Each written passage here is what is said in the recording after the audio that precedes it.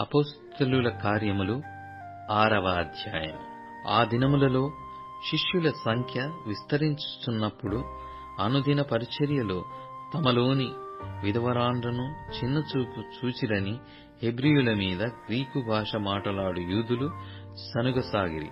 అప్పుడు 12 అపోస్తలులు తమ యొద్దకు శిష్యుల సమూహమును పిలిచి, మేము దేవుని వాక్యము బోధించుట మాని ఆహారము పంచిపెట్టుట యుక్తము కాదు.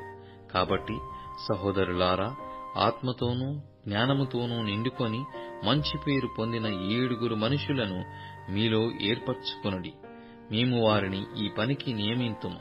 అయితే మేము ప్రార్థన యందును వాక్య పరిచర్య యందును ఎడతెగక యుందుమని చెప్పిరి.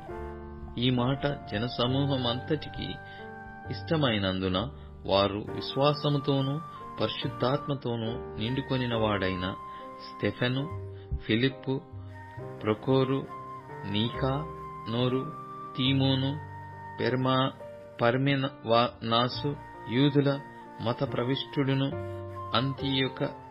అంతియోకయవాడును అగు నీకోలాసు అను వారిని ఏర్పరచుకొని వారిని అపోస్తలుల ఎదుట నిలువబెట్టిరి.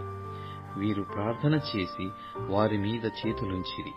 దేవుని వాక్యము ప్రబలమై శిష్యుల సంఖ్య యెరూషలేములో బహుగా విస్తరించెను. మరియు యాజకులలో అనేకులు విశ్వాసమునకు లోబడిరి. స్తెఫెను కృపతోనూ బలముతోనూ నిండిన వాడై ప్రజల మధ్య మహత్కార్యములను గొప్ప సూచక క్రియలను చేయుచుండెను. అప్పుడు లిబర్తీనుల దనబడిన సమాజములోను, కురేనీయుల సమాజములోను, అలెగ్జాంద్రియుల సమాజములోను, కిలికియ నుండి ఆసియా నుండి వచ్చిన వారిలోను కొందరు వచ్చి స్తెఫెనుతో తర్కించిరి. గాని మాటలాడుటయందు అతడు అగపర్చిన జ్ఞానమును, అతనిని ప్రేరేపించిన ఆత్మను వారెదిరింపలేకపోయిరి. అప్పుడు వారు, వీడు మోషే మీదను దేవుని మీదను దూషణ వాక్యములు పలుకగా మేము వింటిమని చెప్పుటకు మనుషులను కుదుర్చుకొని ప్రజలను, పెద్దలను, శాస్త్రులను రేపి అతని మీదికి వచ్చి అతనిని పట్టుకొని మహాసభ యొద్దకు తీసుకొని పోయి అబద్ధపు సాక్షులను నిలవబెట్టిరి.